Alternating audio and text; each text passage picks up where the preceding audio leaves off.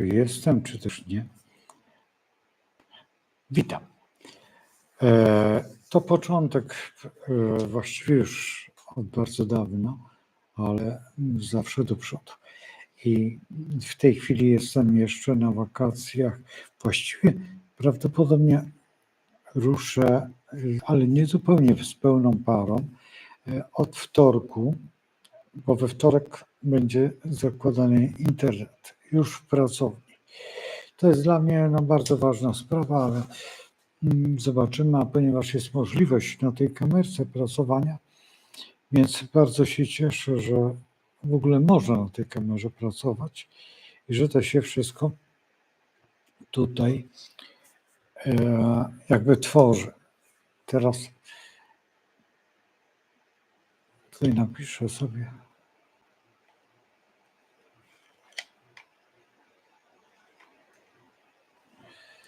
I zauważyłem, że to się pojawia tutaj, znaczy w tej przestrzeni YouTube'owskiej, co dla mnie z jednej strony jest bardzo dobre, z drugiej strony no nie za bardzo, ze względu na to, że myślałem, że te próby nie pokażą się, a jeżeli już się pokazały, no to trudno. Także, widzę Mariusza. Mariusz, ruszam prawdopodobnie od wtorku, ale jeszcze nie z pełną taką parą. Z parą dopiero ruszę, nie pamiętam, czy 2, czy któregoś września. Także będziemy pomału. Spowodowane jest to 2 rzeczami. Przede wszystkim pełnią. I nie lubię na pełni, chociaż nie wiem, jaka ta pełnia będzie, będę zastanawiał się. Wolałbym odnowił, bo w początku, bo dużo czasu minęło. Ta kamera z kolei to jest zupełnie wytwór plenerowy, a nie taki, no więc to będzie zupełnie.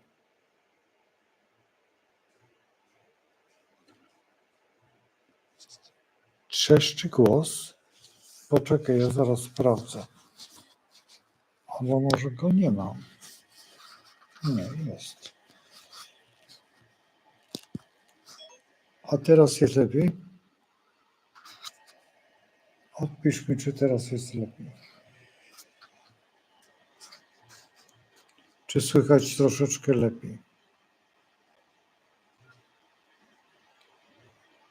Bo powinno być dużo lepiej.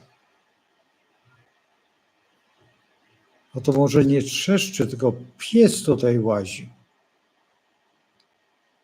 To pies łazi, wiesz? On tak trzeszczy. Przecież ja to jestem z psem i 2 kotami. No nic się nie dzieje, tylko one są... Znaczy koty są miłe, ale wszystko w porządku, ale ja wolę psy. Poszła się napić wodę. To ona tak szeleści, bo tam ma jakieś zabawki i tak wygląda na to.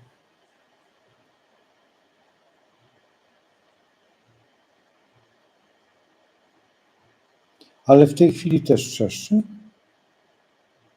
No bo to dosyć interesujące, nie powinno trzeszczeć. Poczekaj, może ja inaczej wepnę. Zobaczymy tutaj. A może tak będzie lepiej. Jak mówię, to trzeszczy. To ciekawe. Co ja tu jeszcze mogę wykołować? Zaraz zobaczymy, czy nie zepsuję. A teraz jest trochę lepiej? Bo ja nie znam tego mikrofonu. Dawid przyjedzie, będzie ustawiał, bo naprawdę ja nie potrafię. O, teraz tutaj się... Nie, idzie spać. I całe szczęście. Teraz lepiej, no to dobrze.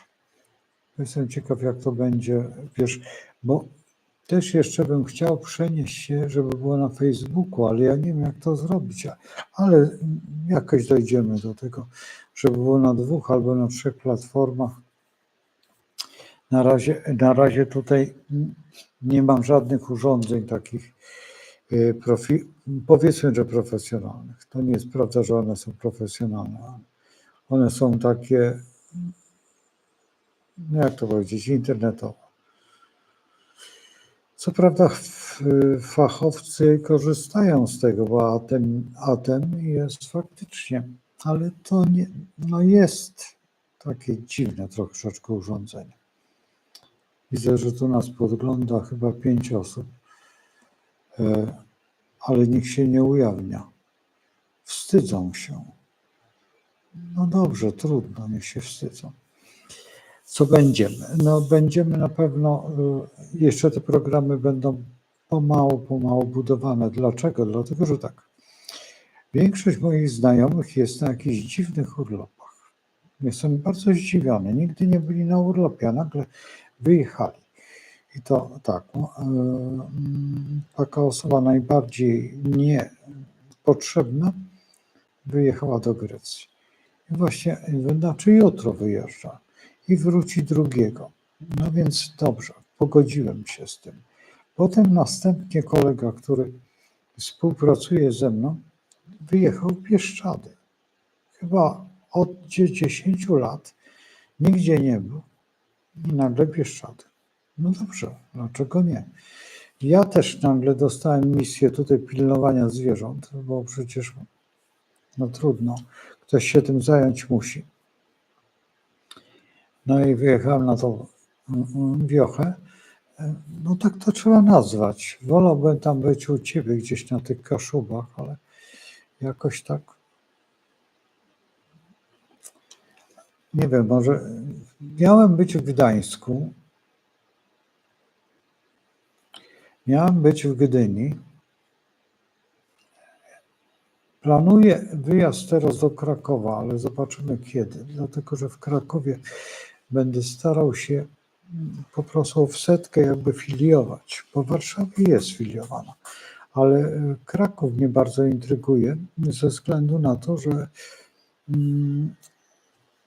tam mam lepsze dojście do aktorów. A ponieważ bardzo mi zależy na pewnym astrologizowaniu pewnych sztuk, dosyć ważnych nie tyle dla astrologii, co dla kultury słowa. To jest najważniejsze. Ale dziewczyna, która miała się tym zajmować, już od bardzo dawna jest w Berlinie, ale ja ją odnajdę. I ona jest z Kalisza. Może nawet mnie teraz słucha. Może będzie słuchać. No więc będzie wiedziała, o co chodzi i zobaczymy, co tutaj. No i jeszcze mam nadzieję, że ruszy takie po 12, po 22 albo po 20, nawet koło 1 ruszy raz, nie wiem czy raz w tygodniu, takie radio. Radio tylko dla dorosłych. I zobaczymy, jak to będzie wyglądać. I zobaczymy, jak to, ale to nie jest, to jest w tej offsetce, tylko tam nie będzie, no powiedzmy, że twarzy, tylko będzie no, animacja, tak? Tak to wygląda. Ja zrobię taki mały numerek. Zobaczymy, czy to będzie, czy to jest możliwe. Bo jeżeli tak, to będzie bardzo. A, brak karty SIM. Niech. A co to takie? Nagle. Ostrość uciekła. No, już. Dziwne. W ogóle to urządzenie jest bardzo dziwne. Bardzo użyteczne, ale jeszcze mimo, że miałem poprzednie, miałem 1, ten DJI, tą kamerkę, a w tej chwili mam 3 i jest no skala niewyobrażalna jakości, zresztą widzicie na filmie. Ja dzisiaj robiłem film, taki mam łączce, dokładnie łączce, kwiatką na łączce. No, po prostu mnie tak zaskoczył. Właśnie myślałem, że się uda pokazać, ale on jest w montażu i dosyć trudny będzie montaż, dlatego że no co, ile można kwiatek pokazać? No, nie tylko na takim przenikaniu, chociaż one są pokazane w takim, ruszają się w takim wietrze i no to tak zobaczymy. Tak, to jest, kamerka jest 4K, ale wiesz, ja nie używam tego 4K, bo nie wiem, ale no zobaczymy, to stwierdzą już ci moi, powiedzmy, chłopcy. Nie wiem, jeszcze spróbuję skontaktować się z Arturem. Artur jest łodzianinem i jest informatykiem, i to doskonałym informatykiem. I ma zaplecze informatyczne, to jest ważne, bo ma się u kogo dowiedzieć. Jak nie u swojej siostry, to dowie się u jej męża. Także to jest też dużo, bo Dawid robi inne zupełnie sprawy. Witam, Danielu. Także tutaj no właśnie kot przyszedł. Teraz może go... Chodź. Oj. Chodź. Chodź. Nie bój się. Chodź. No chodź. Tak wygląda kot. O.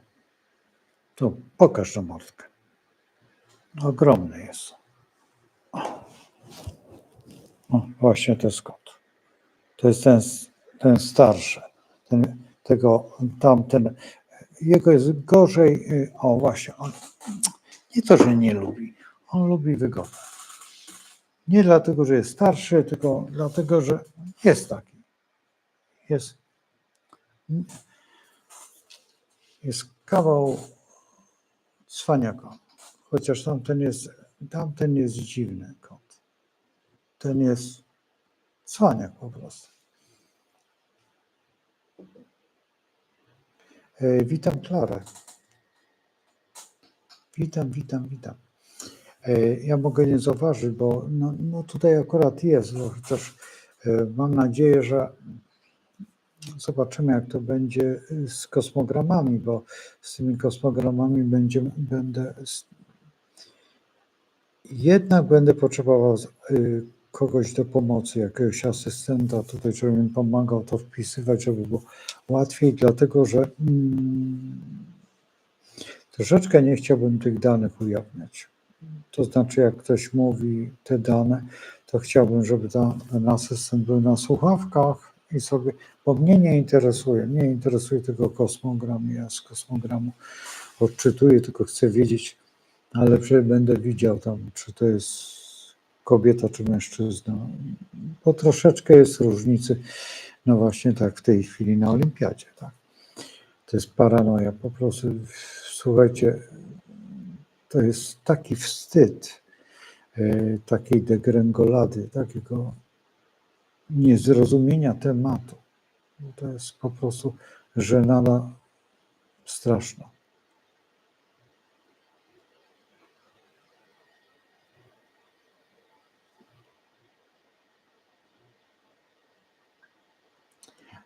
Klaro, ale jak wykorzystujesz technologię?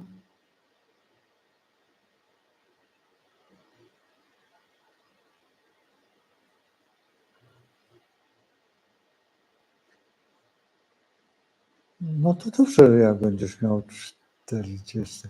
Ja muszę zobaczyć kosmogram, tak to wiesz, nic ci nie powiem. Wiesz, 40 nie jest groźna, gorzej 42.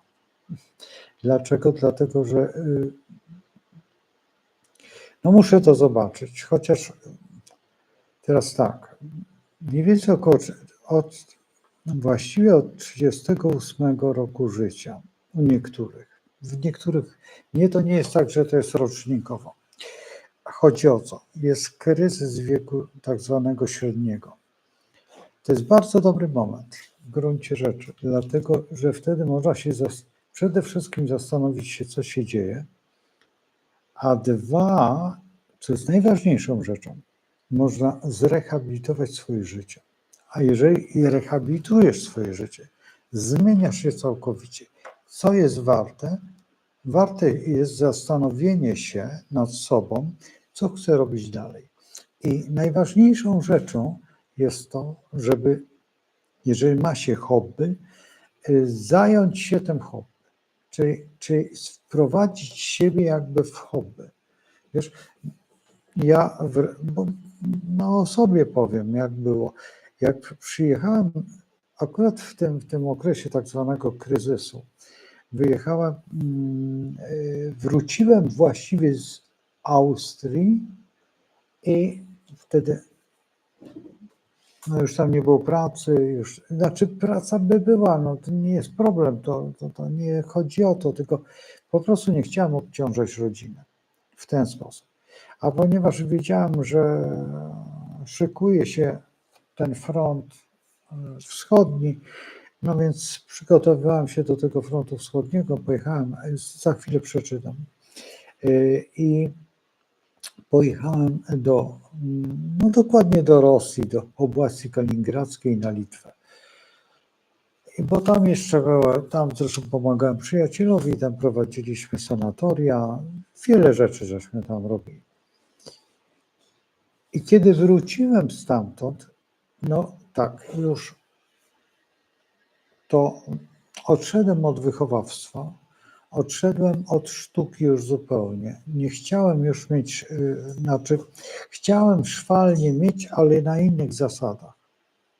Nie taką, jak do tej pory prowadziłem, żeby oparta była o chałupnictwo. I to był błąd. To był wielki błąd. Z tym, że wówczas założenie jakiejś takiej większej szwalni było fizyczną niemożliwością, dlatego że maszyny były wyjątkowo drogie, trzeba by było szyć jakieś kresze, nie kresze. Ja tego nie lubiłem. Wolałem coś takiego bardziej, no przypuśćmy, modnego. To szeleści tak zwana nora. Taki jest tunel i koty, nie wiem co one tam robią, wchodzi i wychodzi z tego i tam rzuca się w tym, nie wiem czy one się tam tłuką, czy rozmawiają tak na zasadzie liścia, bo tak bardzo często robią tak, machają. No tak.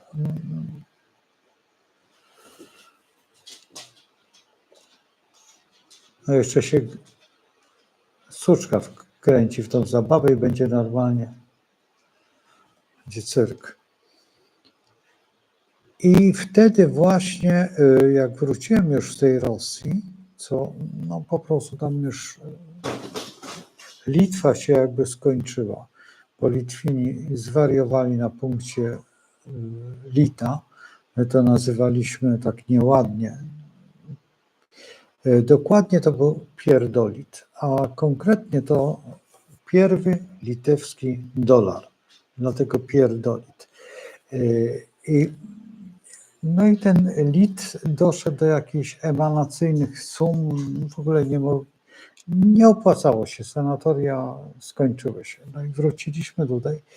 Ja zająłem się wtedy no byłem na tych targach, właściwie to pierwszy raz jak poszedłem na te targi, to były moje pierwsze targi takie, które w Łodzi, te ezoteryczne nazwijmy to tak. Przeszedłem całe dookoła i stwierdziłem, że tam oprócz mojego kolegi Jarka, to nikogo więcej nie widziałem. No nie widziałem wtedy. A ja nawet nie wiedziałem, że tych ludzi konkretnie to też nie jest tak. Tylko ze względu na to, że ja dosyć często byłem w jakichś różnych środowiskach, takich powiedzmy lekko dynamicznych, jak ufolodzy, nie ufolodzy, ci wszyscy dziwni, no i tacy, wiecie, to nie dlatego, że to była tak, większość tych znajomych poznałem przez psy, bo w gruncie rzeczy kynolodzy są bardzo dziwnym środowiskiem i w tej kynologii bardzo długo siedziałem, no naprawdę bardzo długo, bo przypuśćmy, że kynologię za 40, no jakieś 50 lat wstecz, No więc dosyć długo, tak? No, gdybym miał psy, to bym już obchodził 50-lecie trzymania psa, bo suczka jest mojej córki, a nie moja.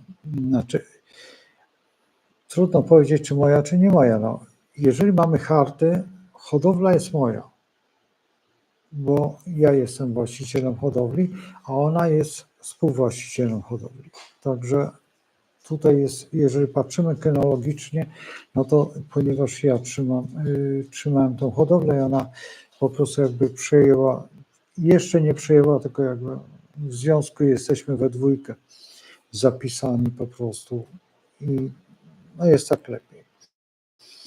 No ja się zająłem tą astrologią. Czy ja jestem zadowolony? Szczerze mówiąc nie, ale co astrologia zrobiła? Ja wróciłem do malarstwa, co w gruncie rzeczy ja nie miałem pędzla przez jakieś 30 lat. Ja malowałem, oczywiście, że tam coś robiłem, ale to były bzdury. Ja właściwie między innymi w Rosji się znalazłem po to, żeby nauczyć się malować ikony, ponieważ w gruncie rzeczy ikona mnie zaintrygowała jakieś 60 lat temu. Byłem bardzo młodym dzieciakiem, naprawdę bardzo młodym. I wtedy malowałem ikony, to nawet było takie, a wie pan, ksiądz na przykład po kolędzie, ale to nie jest nasze takie ikony, to nie takie ładne. Potem, jak już Jan Paweł doszedł do władzy papieskiej, wprowadził ikonę, akurat no, znalazł się właśnie ten ksiądz. Ja mówię, no i co? Ikona nagle idzie pierwsza, a za nią cały korowód, a ksiądz to chyba na samym końcu. Nie lubię, nie to, że księży nie lubię, bo to nieprawda. Mam mnóstwo kolegów księży i zakonników i wszystko w porządku, ale są czasami takie kołki, że to się, zresztą co tu ukrywać, no, nie poszedł do wojska, albo też udają po prostu, co tu ukrywać, no, bardzo dziwni ludzie.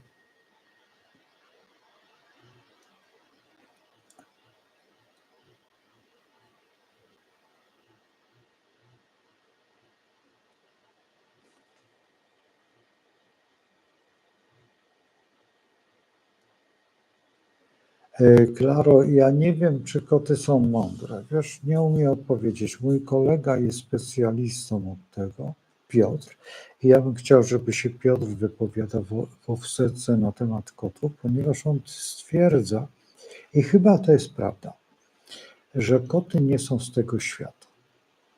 Że koty mają, wiesz, możliwość balansowania pomiędzy jednym a drugim światem. Patrzy się na te koty i czasami się zastanawiam. Psy też mają to, ale nie zawsze. Kiedy odszedł mój przyjaciel, właśnie z tym, którym prowadziłem na Litwie i w Rosji te sanatoria, a miałem córkę jego suczki i ta suczka łącznie z siostrą mojej suczki, bo tam była mama i córka, i u mnie też była mama i córka, ale tam była wnuczka, z kolei u mnie była wnuczka. I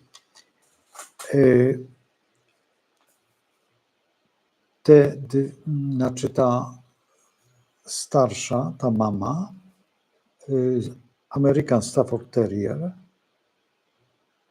kiedy Marek już odszedł,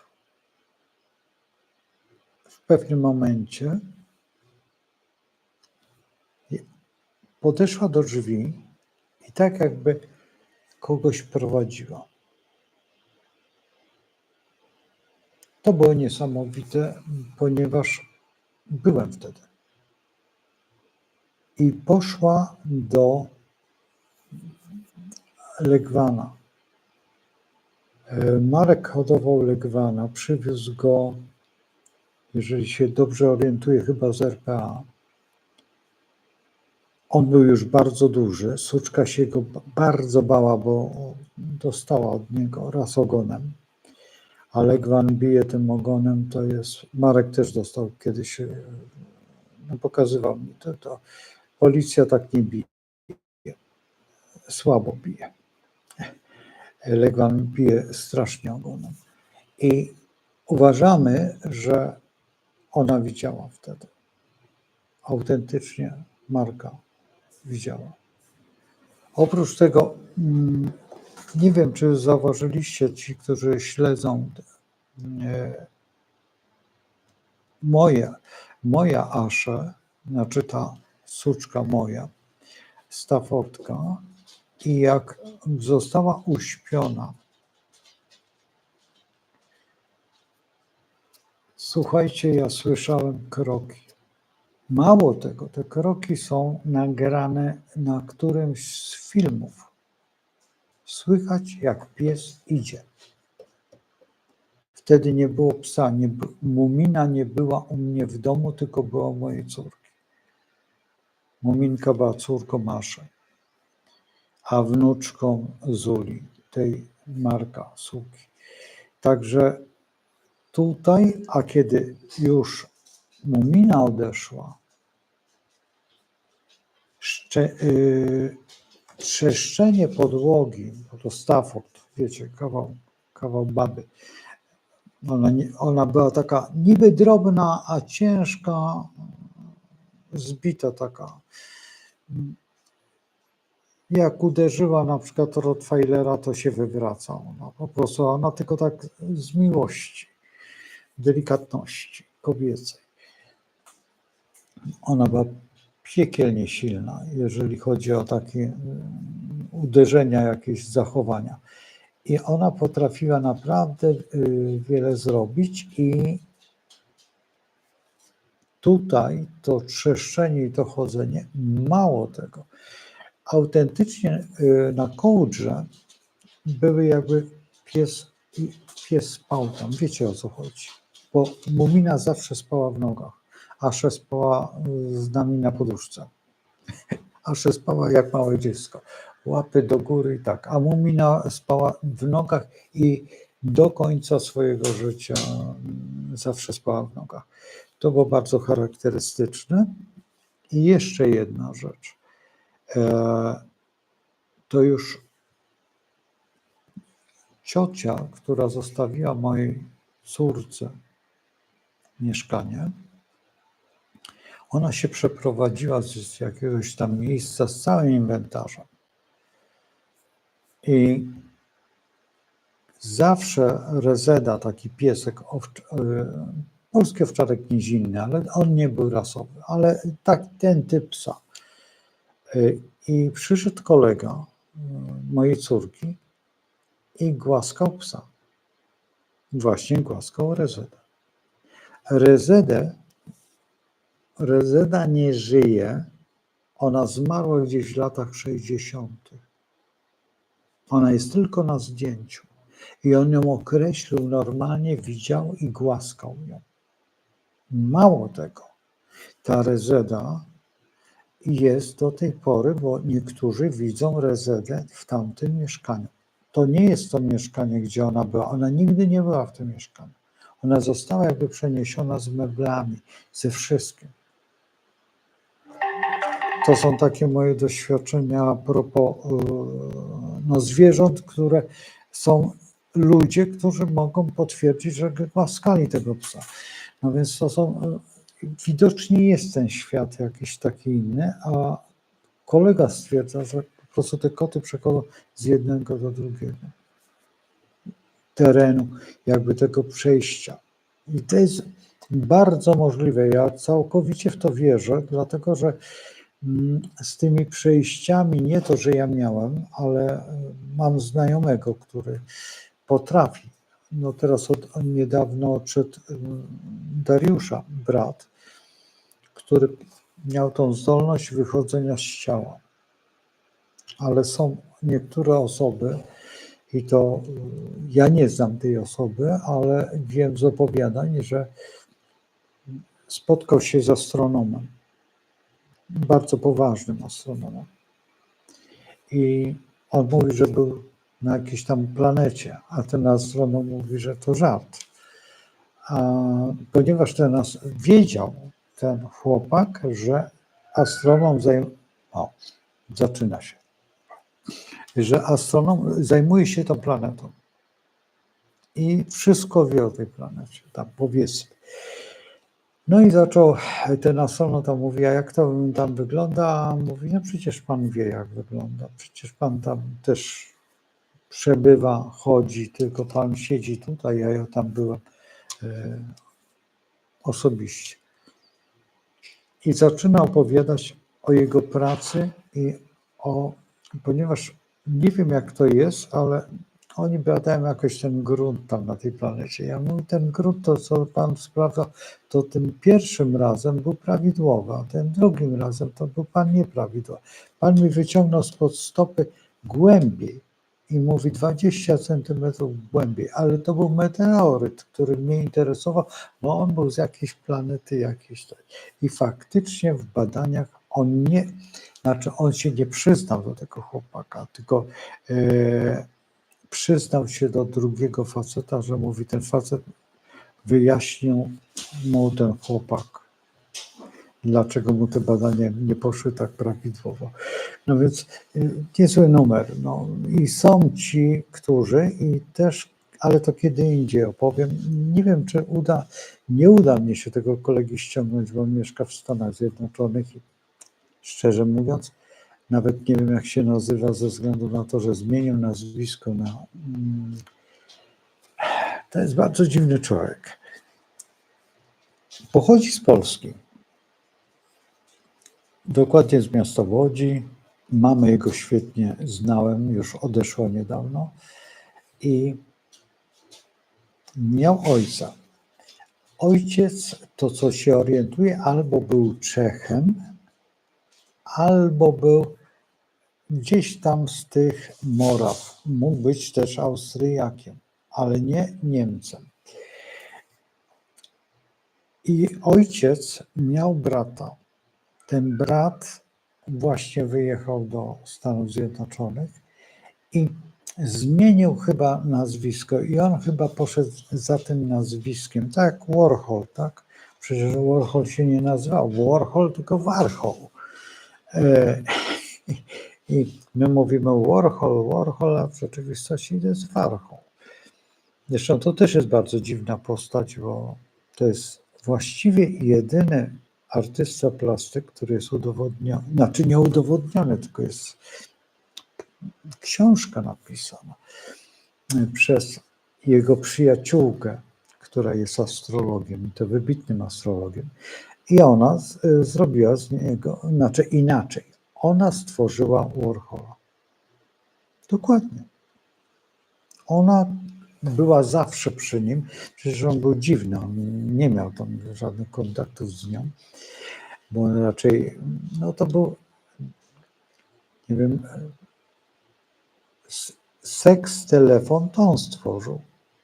Lubił się podniecać przez telefon, bo się brzydził ludzi. Znaczy, nie wiem, czy ciała, czy nie ciała. Nie dochodziłem do tego, tylko wiem, ale seks, telefon to jest Warhola pomysł. I tutaj Warhol jest taką dziwną postacią, zresztą mam ten kosmogram, pokazywałem na tym zjeździe wielkim astrologicznym. Nie wiem jak teraz wyglądają, bo nie mam zamiaru na to jeździć, dlatego że dziewczyny mnie troszeczkę zirytowały wtedy. Czym? Jak wejdziecie na YouTube'a, na mój profil, to tam jest mandala. Ja chciałem tą mandalę publicznie puścić.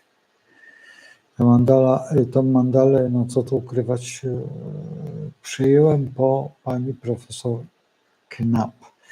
Zresztą taki warszawski, właściwie trudno powiedzieć, czy warszawski, właściwie miast. Człowiek, który jest przy astrologii, miał wykład właśnie na temat malarstwa pani profesor Knap I to jest bardzo dziwna artystka. Była profesorem na Akademii Sztuk Pięknych Jana Matejki i stworzyła pierwszy kosmogram. Ja ten pierwszy jej kosmogram, już byłem uczniem profesora Leszka Weresa i taki mały fragmencik miałem tego, nie wiem, albo wprost, albo co ty tam rzuciłeś? Klucze zrzucił ogonem. Są niemożliwe. I po prostu ja otworzyłem ten kosmogram. I to było moje pierwsze jakby takie dojście i poszedłem do profesora Leszka Weresa, no mówię, słuchajcie, no bo jesteśmy na ty. Ja mówię, Leszku, czy to jest, wiesz kto to jest? A on mówi, słuchaj, ja mam nawet obraz, pani profesor. Ja mówię, poważnie? On mówi, tak. A kiedyś ci go pokażę.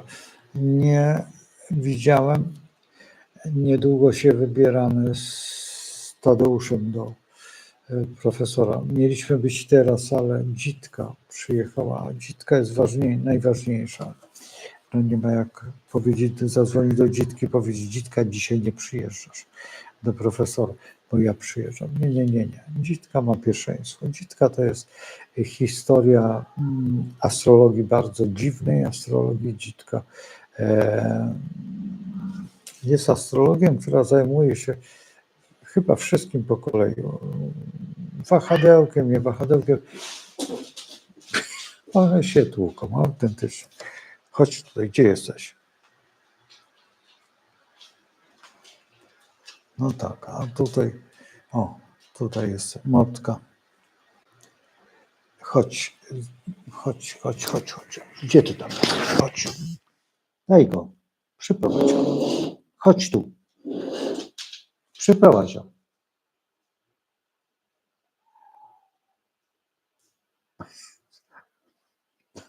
Go łapą docisnę. To przyprowadź go. O nie dostaniesz się. Słuchajcie, mają takie jakby dzwonki i tutaj ona naciska na dzwonek i tam jest tak. Na jednym dzwonku jest jeść, na drugim jest spacerek, na trzecim jest zabawa. I w zależności od sytuacji naciska ten dzwonek. Jak chce wyjść na dwór, to spacerek. Jak chce, ponoć można doprowadzić do 50 czy do 70 tych dzwonków. Taki, ja nie chcę wstawać teraz. No przyprowadź. Hej, panna, przyprowadź kota. Weź za ogon i przyprowadź. Słyszycie? Jeść. No i to jest to. Nie, na pewno nie dostaniesz. Wykluczone. I słuchajcie, psa można nauczyć mówić. Straszna rzecz. Słuchajcie, spacerek to, spacerek jeść, spacerek jeść, spacerek jeść.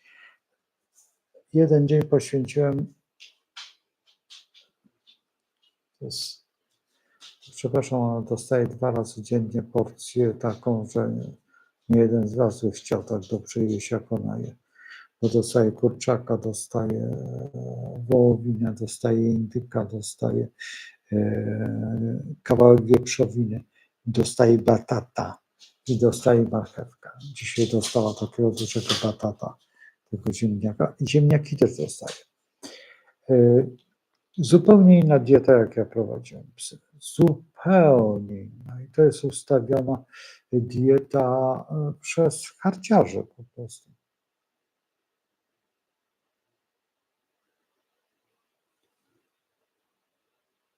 Czy koty? Nie. Koty mają inne pomysły. Nie? Koty sygnalizują przychodząc ocierając się. I ocierając, on zaprasza, idzie w tamtym kierunku, gdzie mam iść. I przynajmniej tak. Bo to są te dwa koty, to są dwa ragdole. One, nie wiem, czy one są spokrewnione z sobą, czy nie, ale są z tej samej hodowli, od tej samej dziewczyny, bo najpierw był kupiony ten jeden, ten, który pokazywałem, ten starszy, a potem był kupiony ten drugi, ale córa chciała dwa koty. Nie chciała kotki, tylko chciała dwa koty. I tak, żeby się nie tłukły. One się tłuką, ale ten młodszy jest takim kotem wyjątkowo spokojny. Wyjątkowa ofiara taka. On jest tak. Zresztą ragdole są to kot szmata, tak? Szmaciana lalka. Tak. Więc tak to wygląda.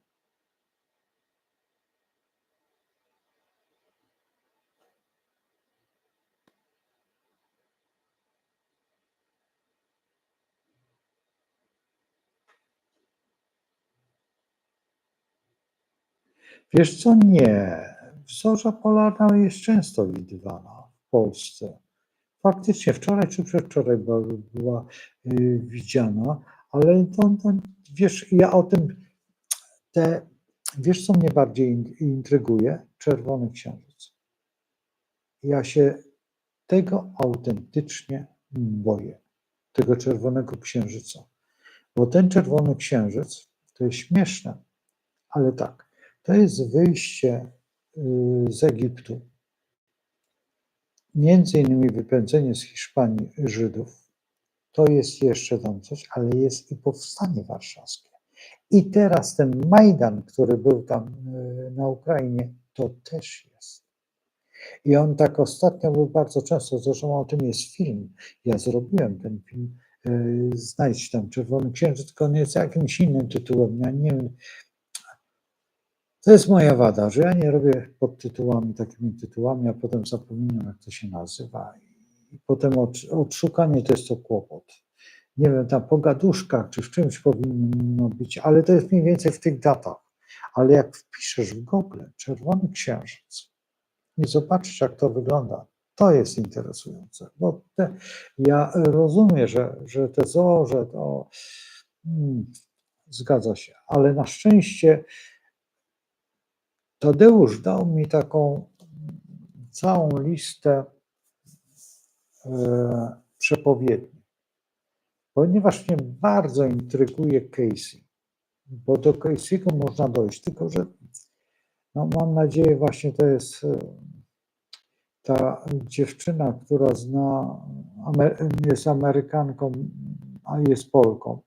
Ostatnio mi znikła jakby z mojego wizji, co mnie bardzo niepokoi, bo znaczy z nią rozmawiałem, że jak już offsetka powstanie,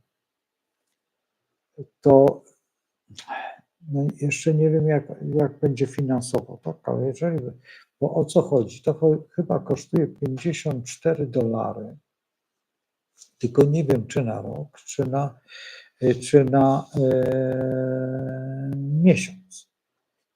I można wejść do tego archiwum i sobie pobrać tam jakieś wiadomości.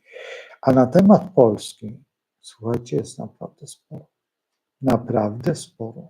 I to wcale nie jest głupie.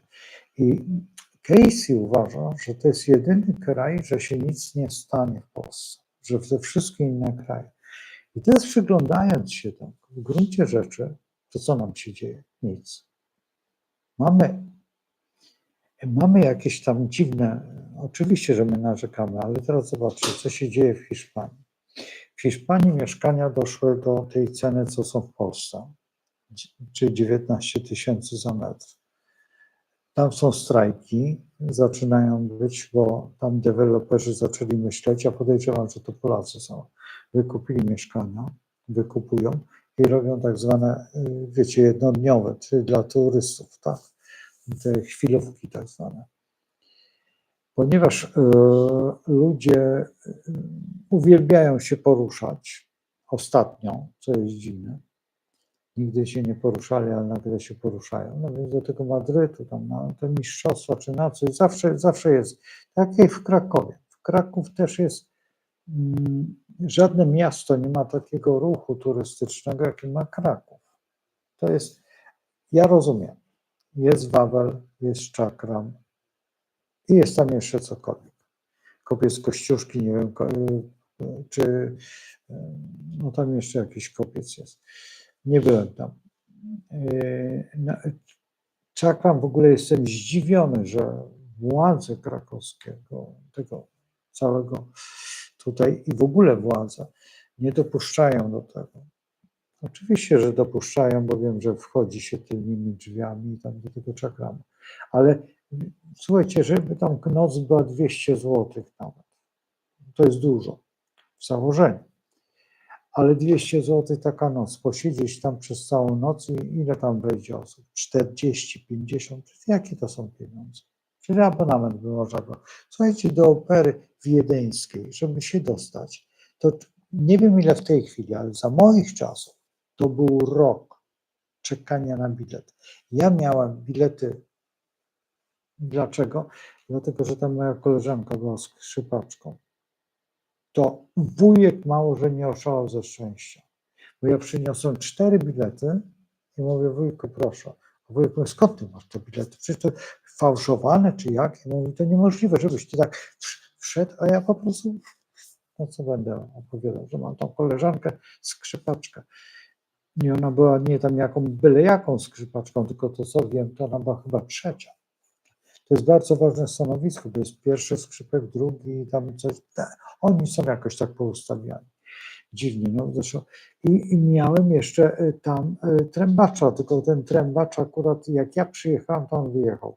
I wyjechał do Włoch, do jakiś tam gdzieś kontrakt podpisał, bo oni podpisują kontrakty na jakieś bardzo, no w tej chwili to jest w ogóle cyrk. Też o tym bym bardzo chciał opowiadać, bo znaczy znaleźć te osoby, bo to jest bardzo ciekawy temat, bo ludzie wyobrażają sobie, że to jest takie proste. No nie. Ja nie pamiętam, jak się nazywa, ale Maja miała na imię. Ona była dyrektorem w Teatrze Warszawskim, ale programowym, czyli nie była dyrektorem, tylko dyrektorem programowym. I ona była numerologiem.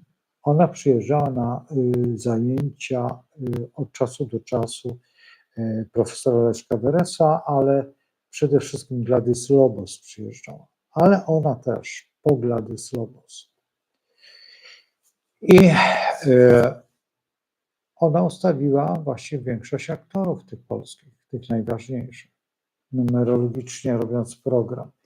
Ja numerologów znam kilku. Uważam, że najlepsza, to już mówię tutaj, no, to jest jak napiszecie numerolog.net.pl, to się pojawi taka niebieska strona z takimi numerkami.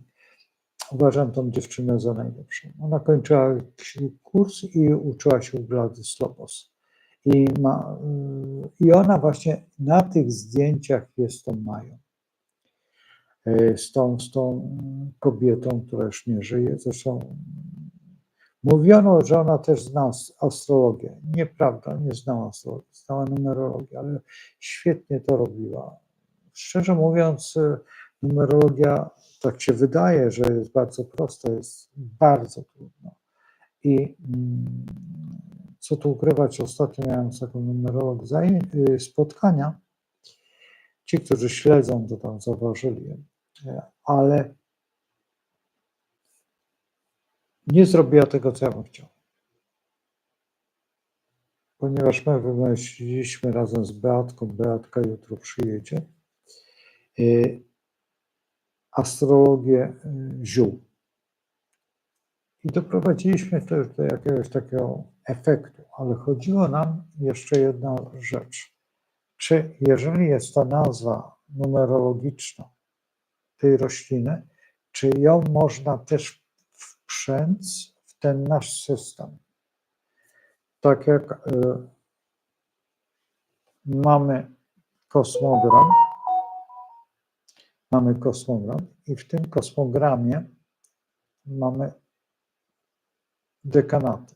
Oprócz dekanatów mamy Dwada Samsa. I możemy zamknąć znak w kole lub w trygonie. Dekanat jest trygonem. Tak? Są 3. Dwada Sams jest 12. I wtedy zamykamy w kole, czyli mamy jakby zamknięty znak. Podobnie robi Jan Sart. Jest taka astrologia i on bardzo dziwną tą astrologię ma. Ja troszeczkę ćwiczyłem tą astrologię, ale jakoś tak, mam kolegę, który tym się zajmuje, jest mistrzem fryzjerskim. O dziwo, słuchajcie, tych mistrzów fryzjerskich przez moje lata asystentury u profesora Leszka Werysa aż 3 się znalazło. Jeden jest tutaj w Łodzi, drugi jest w Warszawie na Pradze. Jak zresztą muszę go odszukać, bo on tam, tylko że ten w Łodzi poszedł taką innym kierunkiem właśnie.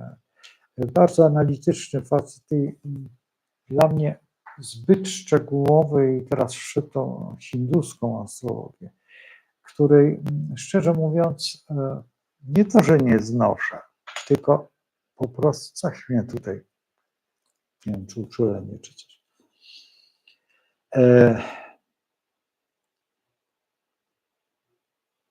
W latach 70. przyjeżdżał do Łodzi taki profesor z Indii i on uczył astrologii. Uczył między innymi Jacka, uczył jeszcze kilka osób. Te osoby są już bardzo wiekowe i Jacek już odszedł od nas, już na zawsze. Jak ja to nazywam, odszedł do krainy cienia. Ale poznałem człowieka, który jest Polakiem, inaczej nie jest Polakiem, jest Hindusem, który ożenił się z Polką, mieszka w Warszawie, zajmuje się między innymi astrologią tą wedyjską, ale nie zupełnie wedyjską. Ja z nim rozmawiałem, ja tak się pytałem o tą, a on mówi, słuchaj, to jest taka sprawa, że wy nie pojmiecie tego. Nie ma takiej możliwości, ponieważ nie znacie mitologii, nie znacie tego wszystkiego. Ja mówię, no świetnie, tylko że jeszcze jedna rzecz. Ja znam astrologię, ale taką, wiesz, taką śmieszną. Ale taka prawdziwa astrologia to jest dopiero wtedy, jak ma się 25 lat, ma się zaplecze finansowe i pójdzie się do takiej szkoły i 25 lat jest nauki. I dopiero wtedy wychodzi się po 25 latach astrologią. No więc 25 plus 25 to jest 50. No więc oni tak wychodzą między 50 a 60 rokiem życia. No bo przypuśćmy, że ktoś się tam spóźni i pójdzie jako 30-letni, tak plus 20, no to ma. To zobaczcie, ile ma lat. No i teraz tak, gdzie oni są?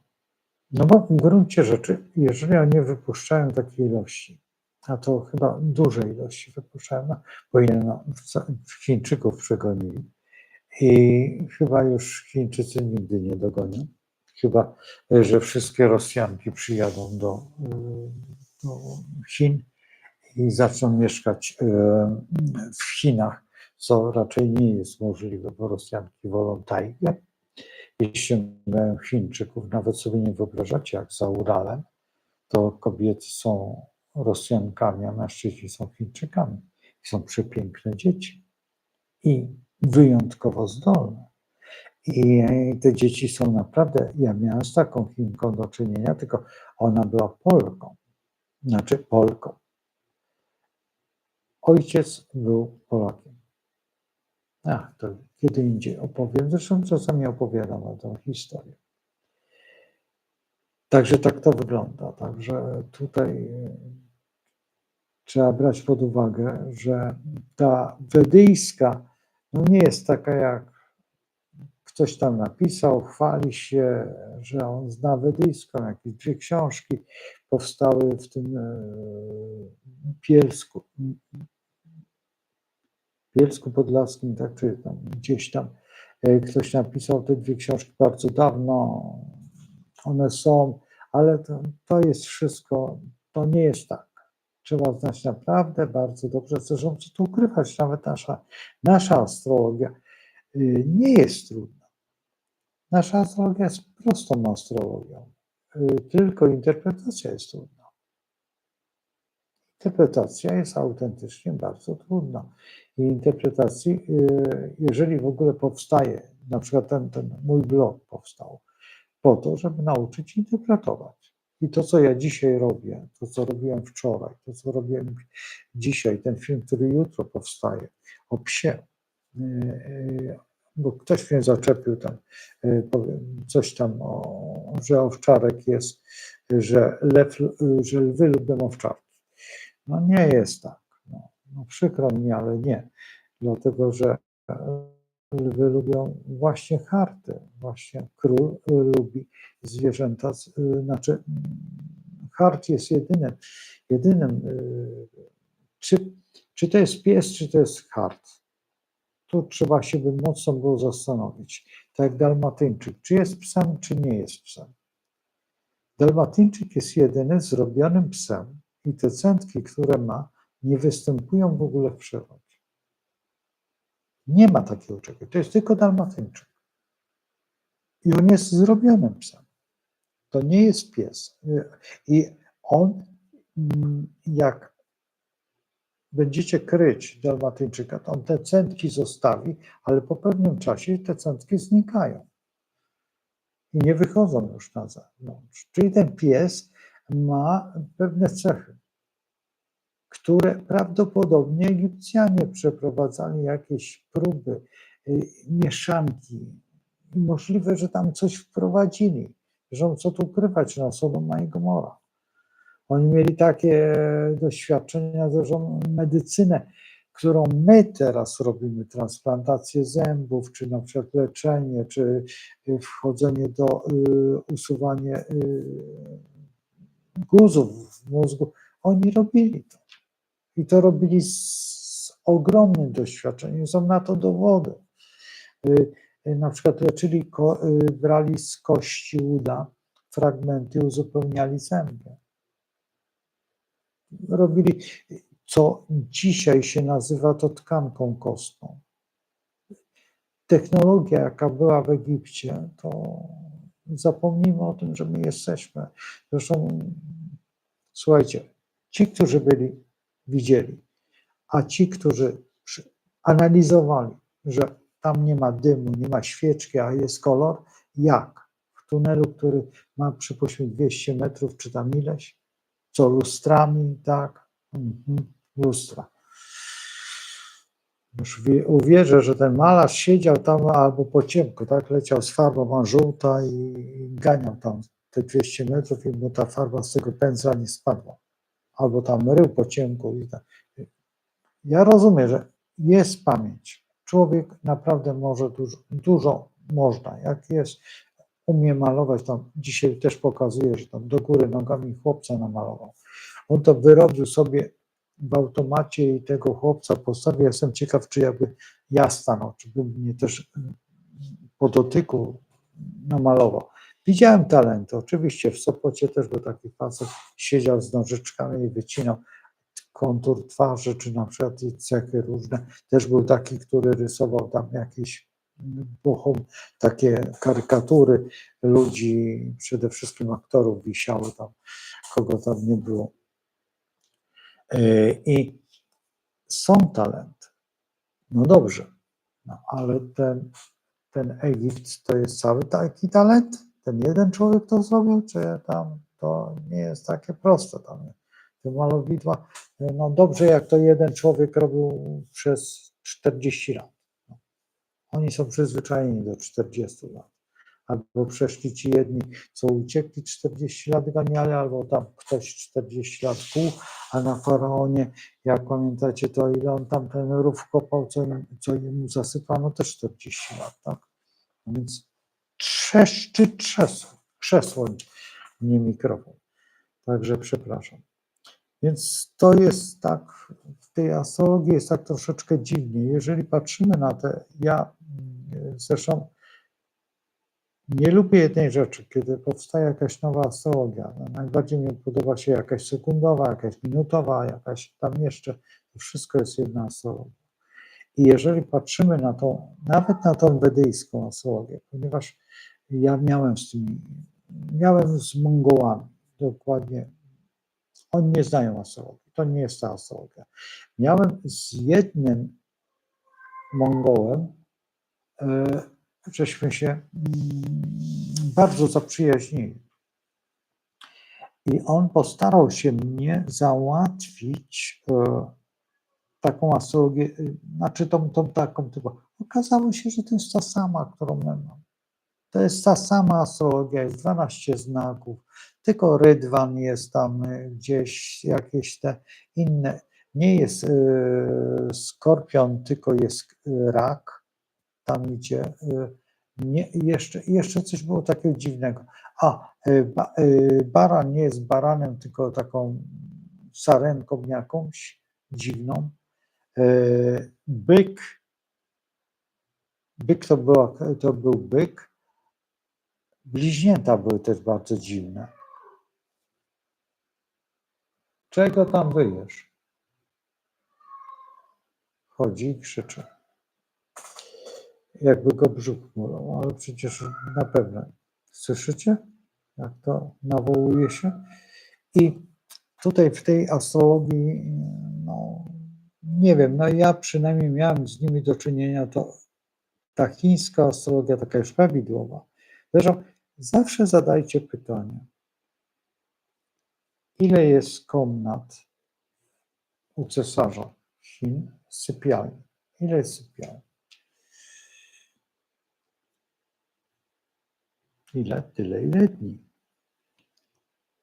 Czy spał w nich po kolei, czy też nie? No więc to jest najważniejsze pytanie do na przykład tych numerologów, czy tam do tych, bo spał dokładnie jak mu wyznaczyli astrolodzy w komnacie. Codziennie wyznaczali mu komnatę inną i on spał ciągle w innej komnacie. Dlaczego? Uciekał od aspektu. Musiał być nieśmiertelny. Czy tak można robić? No to sobie przypomnijcie Jana Pawła, jak chorował na przykład, to go Bach do Medjugorje. Jak coś się działo tam gdzieś w Turcji, to do Polski. I tak nagle nie wiadomo skąd przyjeżdżał i jeździł. Od miejsca do miejsca, z miejsca do miejsca, z miejsca do miejsca. Dlatego też powstała, no, co tu ukrywać, Fatima powstał. U nas przecież powstał też taka replika Watykanu. Przecież takich replik jest 5. Po to, że gdyby coś się stało, to papieża przywożą i on jakby nie zmienia miejsca swojego pobytu i te wszystkie rzeczy. Zwróćcie uwagę, jedźcie do Lichenia. Zobaczcie, to jest któraś replika Watykanu. Także to trzeba brać pod uwagę. Więc tutaj to przemieszczanie, ta relokacja jest bardzo ważną sprawą. Ale o tym będzie mowa w sekcji, będziemy już pokazywać normalnie.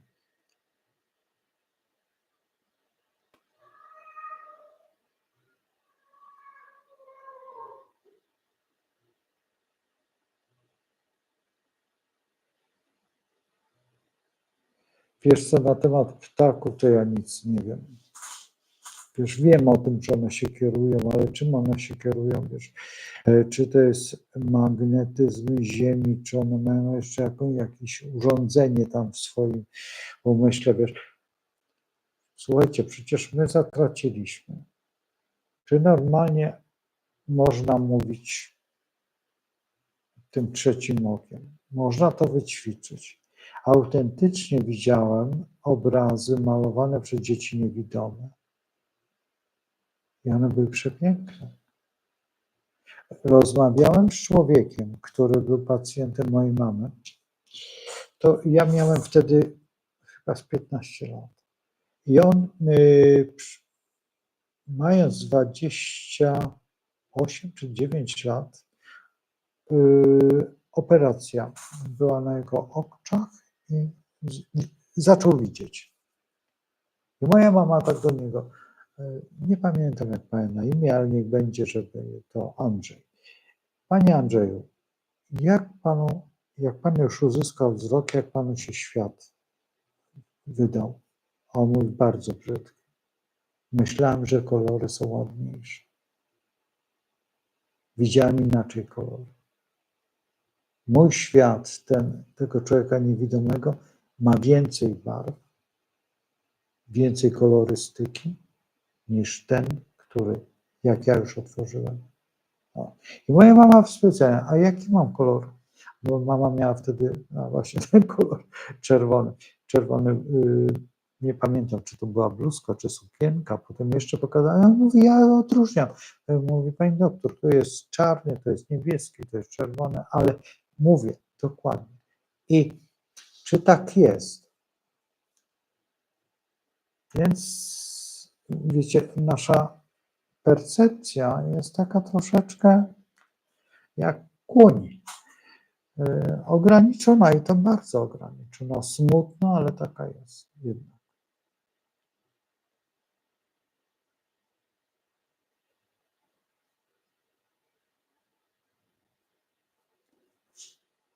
Tutaj żeśmy rozmawiali, ale tutaj ja uciekłem. Zaraz ja spróbuję tam znaleźć, bo tam coś było ja nie doczytałem, ale na samym początku, zaraz zobaczymy.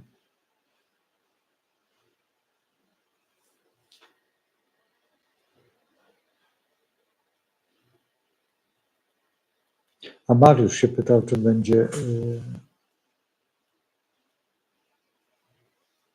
będzie 4K.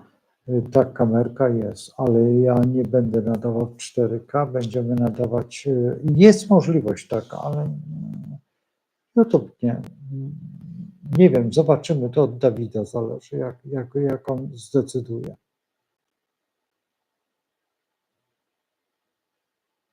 Klara, jak będziesz miała możliwość jakiegoś tam pomocy mnie, to bardzo chętnie skorzystam.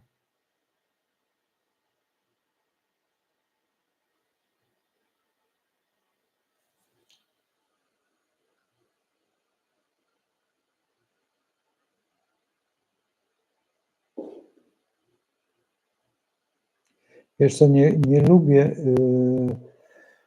wiesz, jak piszesz na przykład 0,3 stopnie, czy tam coś, nie, dlatego że to są dane, tak, ale ja muszę spojrzeć na cały kosmos. To nie jest tak, że my patrzymy, wiesz, jak mówimy, to tak, ale jakby ci to wytłumaczyć? Są bliźniaki, rodzą się. Nigdy się nie rodzą tak, no hura. Tylko rodzi się jeden i drugi. Teraz wytłumaczę tak najprościej. Przypuśćmy, że mamy dładę ryb. Nieważne w jakim znaku. Po dładzie ryb mamy przecież dładę barana. I dziecko się rodzi. To pierwsze w dładzie ryb. To drugie na przykład w dładzie byka. Później, tak? Czyli może być na przykład 7 minut czy 30 minut. To w zależności od sezonu, tak? Kiedy raz jest szybciej, raz jest wolniej. No i teraz tak. Z zasady pierwsze dziecko jest silniejsze. A dlaczego tutaj nagle nie? Jeżeli znasz astrologię i zobaczysz, że to dziecko się rodzi w dładzie ryb, to ono będzie bardziej chorowite, to pierwsze.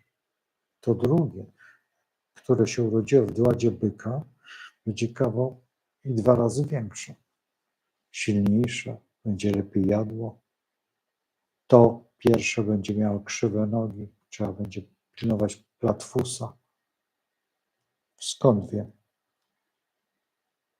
Można tego nauczyć? Można to przestrzec? No. I to jest właśnie ta różnica, że teraz, jeżeli ty patrzysz na to, to jest znak. Jak czytasz w znaku, tak? Przypuśćmy te opisy wszystkie, które masz, to masz tylko w znaku. No ale przecież oboje się urodzili w jakimś tam X znaku. Ale my odróżniamy dwa. I w tych dwadach szukam winnego. I w tych dwadach. Jaka jest różnica pomiędzy na przykład, przypuśćmy, założenie, baranem pierwszym, a drugim baranem, tak? Czy pierwszy baran to jest baran, a drugi baran to jest baran byk. Po pierwsze ten drugi to będzie, no liczmy, że to jest 21 marzec, tak? To jest 21, 22 i pół. Czy 23, 24 i 25 to jest baran byk. Jaka będzie różnica? Będzie ogromna różnica, chociażby w wzroście. I jeszcze jedno, ten drugi baran będzie prawdopodobnie miał diastemę pomiędzy zębami. Jak mam efemerydę i mam Doada Samsa i na przykład widzę, to się tak tylko spojrzał, czy się uśmiechnę, czy to mówię, pan jest bykiem? Czy pan jest tym znakiem? Tak kiedyś zaczarowałem dziewczynę, bo ona się uśmiechnęła, ja mówię, a jaki śmieszny uśmiech byka. Ona mówi, taka skąd pan wie?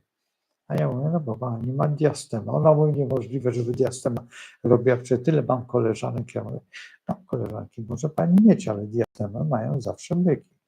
I może być to byk na ascendencie, może być byk w duodasamsie Słońca i może być jeszcze ustawienie planetarne, że tam się planety skupiły i na przykład w sektorze byka, czy w znaku byka, bo tak też może być, i wystąpi ta diastema.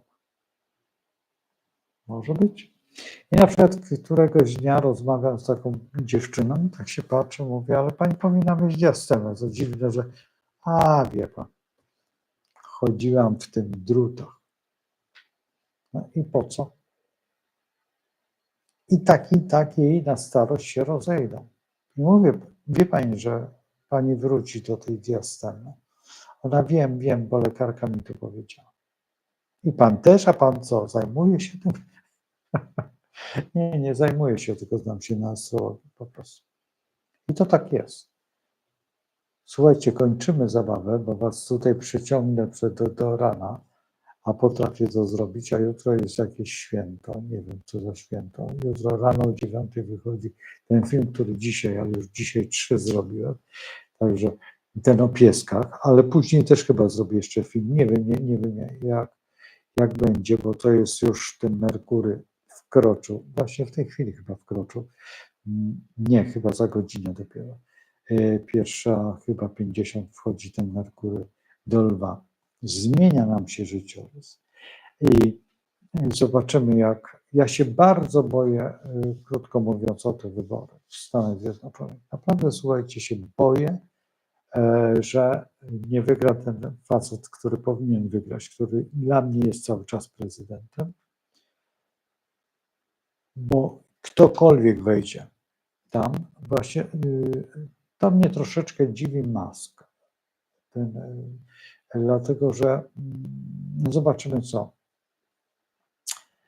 Nie pisz tutaj, Daniel, nie pisz tutaj jakichś swoich dat, bo to i tak ja tego nie będę trzymał, bo to zaraz zniknie. Słuchaj, autentycznie, ja nie umiem tego przechować, a ja jestem bez drukarki, bez niczego. Jeżeli, to tak jak mówię, będziemy to albo SMS-em mi to prześlesz, albo jakimiś tam ustalimy, jak to będzie. To w setce nie będzie tak prosto, jak by się wydawało, dlatego że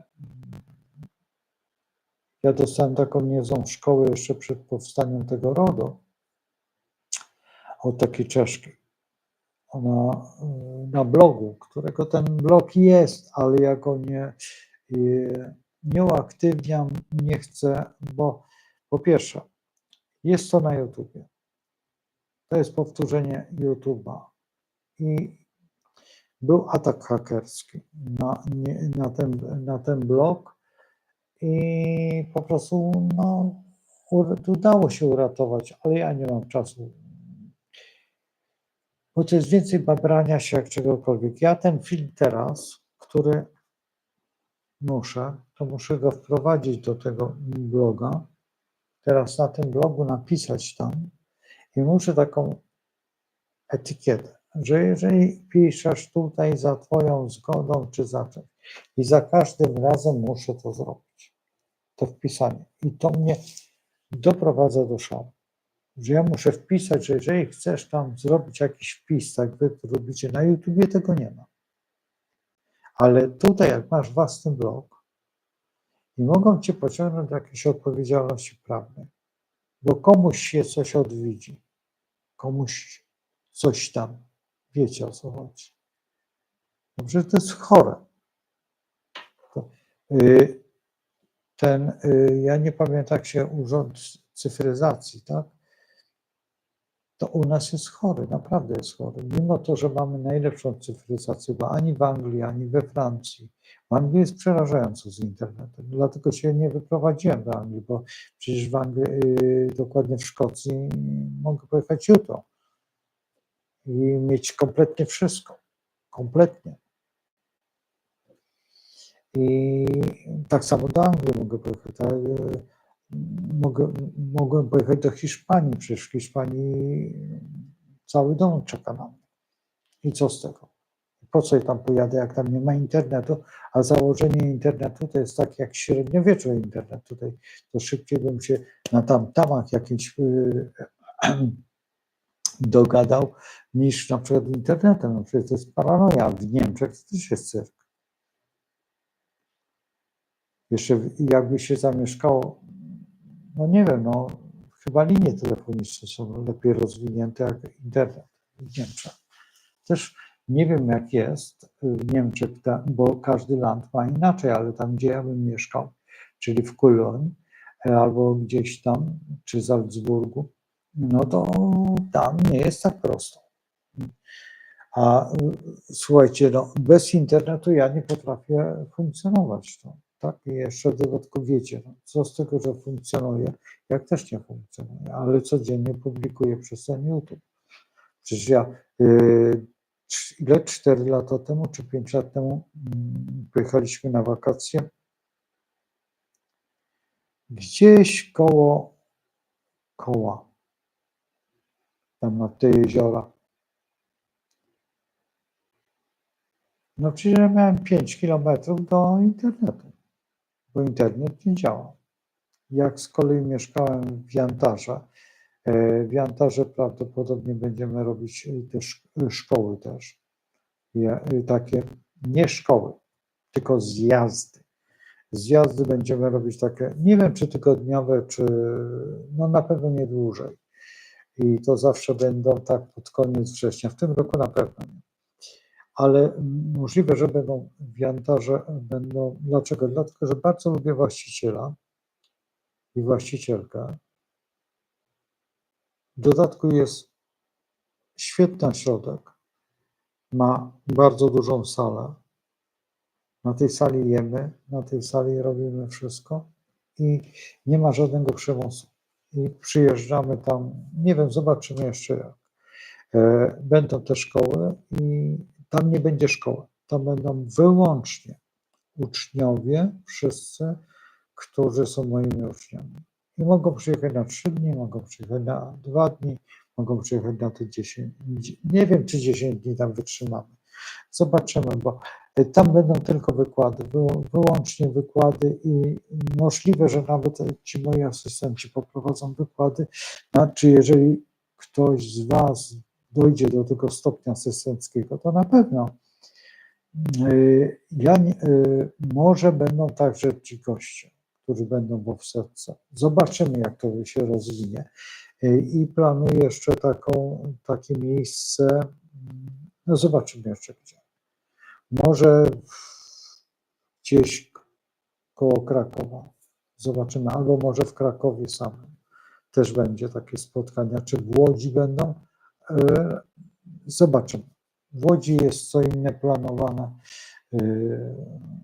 ale też możliwe, że takie coś zaistnieje. Także zobaczymy.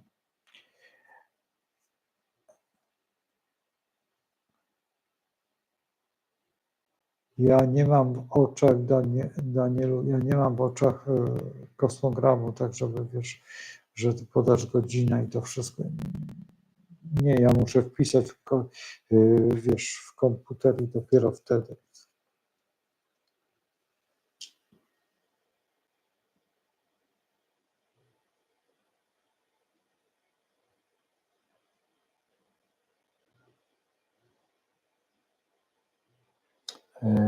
Klaudia.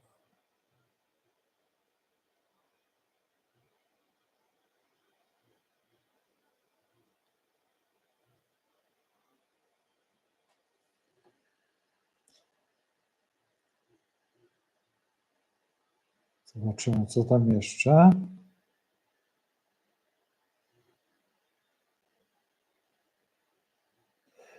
Wiesz, ta książka już zaistniała, znaczy zaistniała jakieś 30 stron, a w rzeczywistości nie wiem, bo ja jakby wam to wytłumaczyć. Mamy 12 znaków. 12 mamy dłat. 12 razy 12. To nie jest jeszcze razy 12. I właściwie książka powinna powstać na każdą dładę i tą dładę przesuwającą się jeszcze. Bo jak ktoś się nauczy dłady, wydaje mu się, że wszystkie dłady są identyczne. Tak, one są identyczne. Tylko nie w tych samych miejscach. Jeżeli dłada, na przykład ryby, tą, którą rozmawialiśmy, ale ascendent się lekko przesunie w dół i ona pójdzie w górę, to dłada, tak? No bo jeżeli ascendent, to ascendent musi być zawsze horyzontem, czyli to jest to linia horyzontu. Czyli jeżeli pójdzie on lekko w dół, i to automatycznie uniesie tą planetę. I ta odległość już zmienia całą koncepcję myślenia. Zupełnie. Mimo, że dłada jest. I to jest najtrudniejsze, że tutaj jest jedna rzecz. Potem następnie klasyfikacja. No, teraz, czy ona jest na górze, czy jest na dole. To sama planeta, w tych samych dładach. Ona ma różne znaczenie. Można powiedzieć, no tak, to jest sektorowe. Zgoda sektorowa, ale jeżeli mamy sektor, nie mamy dłat. W sektorze nie mamy dłat, ale sektor ma swoje znaczenie planetarne i wtedy jeszcze gorzej jest, bo jeżeli on jest na przykład pierwszym sektorem, to wiemy, że jest baranem. Po drugiej stronie będziemy mieć sektor wagi.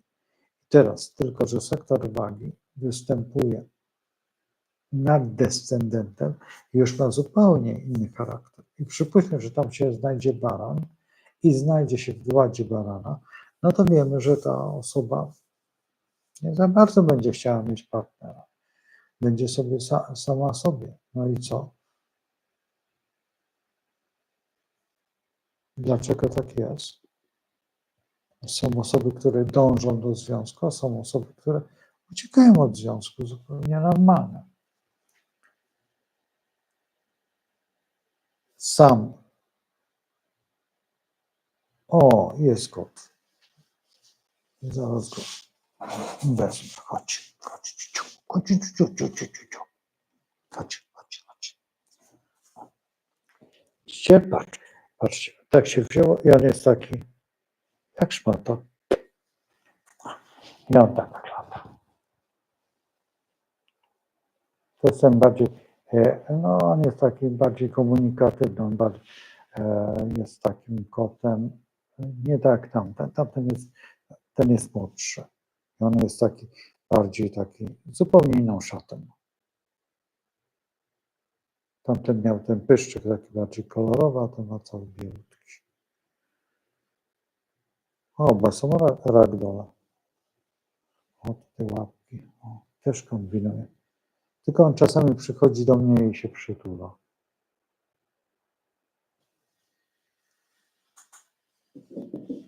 O, już jest zadowolony. Już siedzi, kombinuje. Nie jedz liści. Także tak to wygląda. Słuchajcie, będę uciekał, bo już jest 17 minut. Nie wiem, czy jutro będziemy nadawać. Nie wiem, zobaczymy. Czy ja będę jutro w stanie, czy nie będę za bardzo zmęczony. No co? Chodź. No chodź. Uciekł. Chciałem tego drugiego. Uciekł do tej rury. Także poopowiadamy. Będziemy tak opowiadać, ale też bardziej bym chciał, żeby to były tematy jednak. Zobaczmy, jak to zrobimy. Bardzo się zastanawiam, jak to zrobimy, dlatego że, no co tu ukrywać, to musi zacząć działać w odpowiedni sposób.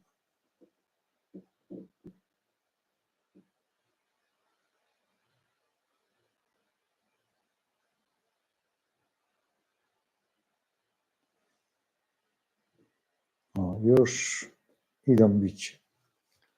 Także tak to wygląda. Słuchajcie, będę naprawdę już uciekał, bo już mam troszeczkę dosyć. Tak czytam, patrzę, co wy tutaj w tych ostatnich postach. A właśnie, Mariusz napisał dobranoc. Dzięki ci, Mariuszu, że napisałeś, zawsze kończysz. Trzymajcie się. No nie wiem, czy ja jutro będę, ale chyba tak, zobaczymy. Trzymajcie się, dobranoc. Śpijcie dobrze z Bogiem. To z Bogiem się wzięło stąd, że Adam, wspaniała postać, jest, dokończę to, bo to jest bardzo ciekawa postać i mam nadzieję, że przyjedzie. Jest muzykiem, jednocześnie jest takim człowiekiem, który dużo wie autentycznie i bardzo mocno uduchowiony. I zawsze jak z Holandii dzwonił do mnie, to potem mówił, to z Bogiem. I przyjąłem po nim, bo to takie ładne.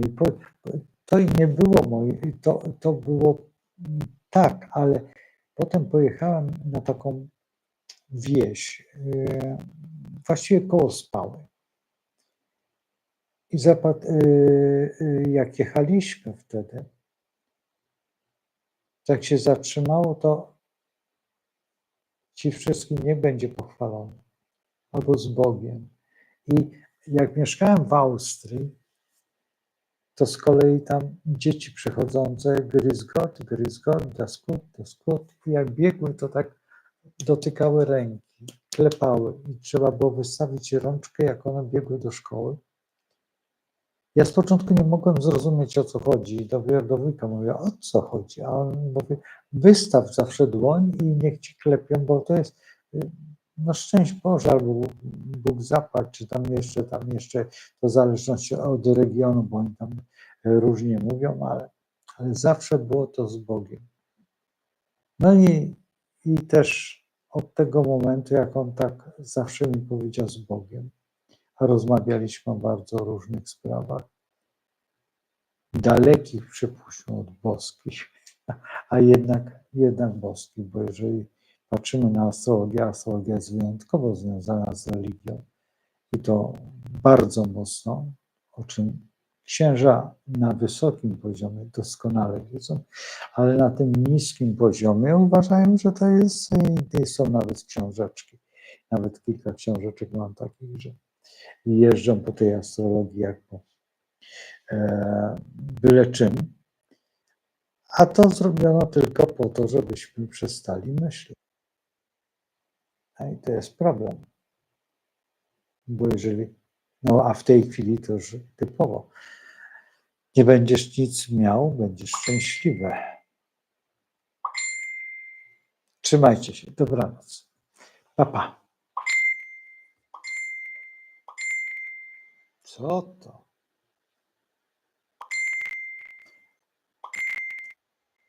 Do zobaczenia.